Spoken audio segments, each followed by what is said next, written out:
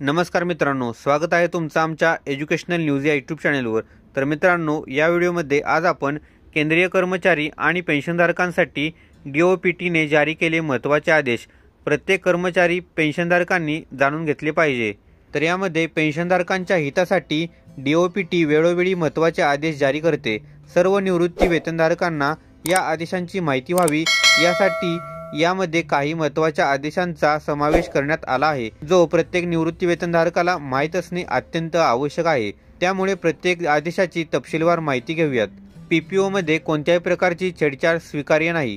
केंद्रीय पेन्शन लेखा कार्यालयाने नुकताच एक आदेश जारी केला होता, ज्यामध्ये सर्व पेन्शन देणाऱ्या अधिकाऱ्यांना कडक ताकीद दिली होती।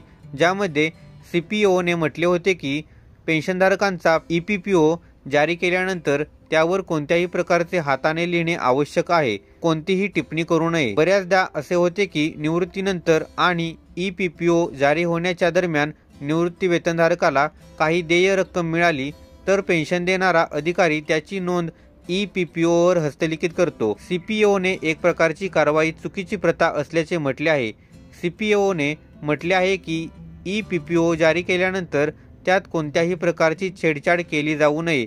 EPPO वर हाताने लिहिलेली टिप्पणी असू नये। PPO मध्ये थकबाकीचा कॉलम आणि निश्चित वैद्यकीय भत्ता असेल। केंद्रीय पेन्शन लेखा कार्यालयाने 6 मे 2024 रोजी एक महत्त्वपूर्ण आदेश जारी केला होता, ज्यात म्हटले होते की पेन्शनधारकांच्या EPPO मध्ये थकबाकी आणि निश्चित वैद्यकीय भत्तेचा स्तंभ असावा। सर्व निवृत्ती वेतन प्राधिकरणांना निश्चित वैद्यकीय भत्त्याचा स्तंभ ठेवण्याचे निर्देश देण्यात आले होते। EPPO मध्ये वैद्यकीय भत्ता आणि थकबाकीचा कॉलम असल्याची खात्री करा, जेणेकरून पेन्शनधारकाला कळेल की त्याला किती थकबाकी मिळाली आहे आणि किती मिळणे बाकी आहे आणि त्याला किती निश्चित वैद्यकीय भत्ता मिळत आहे। पेन्शनधारकांचे वैयक्तिक रेकॉर्ड शेअर करू नका। केंद्रीय पेन्शन लेखा कार्यालयाने नुकताच एक आदेश जारी केला होता, ज्यामध्ये असेही म्हटले होते की निवृत्ती वेतनधारकांच्या वैयक्तिक नोंदी ठेवण्याची जबाबदारी विभागांची आहे। त्यामुळे त्यांच्या नोंदी कोणत्याही अज्ञात व्यक्तीसोबत शेअर करू नयेत।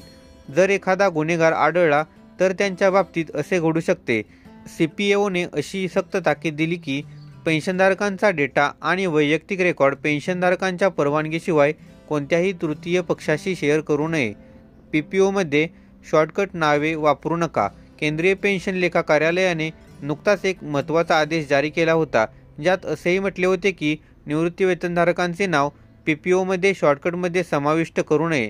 पेन्शनधारकांचे पूर्ण नाव त्यांच्या PPO मध्ये देखील असावे। CPO ने सांगितले की सेवा त्यांच्या नाव रेकॉर्डशी जुळले पाहिजे आणि तेच नाव त्यांच्या PPO मध्ये देखील असले पाहिजे। सर्व विभागांना PPO मध्ये शॉर्टकट नाव वापरण्याची गरज नाही। पेन्शन कोर्टाची माहिती पेन्शनधारकांना द्या।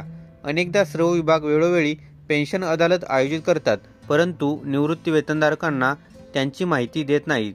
त्यामुळे पेन्शनधारक त्यात सहभागी होऊ शकत नाहीत। हीच बाब लक्षात घेऊन केंद्रीय पेन्शन लेखा कार्यालयाने एक आदेश जारी केला होता, ज्यामध्ये असे म्हटले होते की जेव्हा जेव्हा विभाग पेन्शन अदालत आयोजित करेल तेव्हा तो पेन्शनधारकांना कळवेल की या दिवशी पेन्शन अदालत आयोजित केली आहे।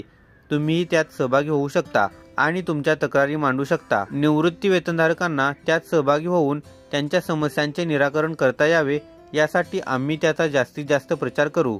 तर हीच माहिती या व्हिडिओच्या माध्यमातून द्यायची होती। अशाच प्रकारच्या नवनवीन व्हिडिओसाठी लगेचच आमच्या चॅनेलला सबस्क्राईब करून या व्हिडिओला लाईक आणि शेअर करा। चला तर मग भेटूयात पुढील व्हिडिओमध्ये। धन्यवाद। जय हिंद, जय महाराष्ट्र।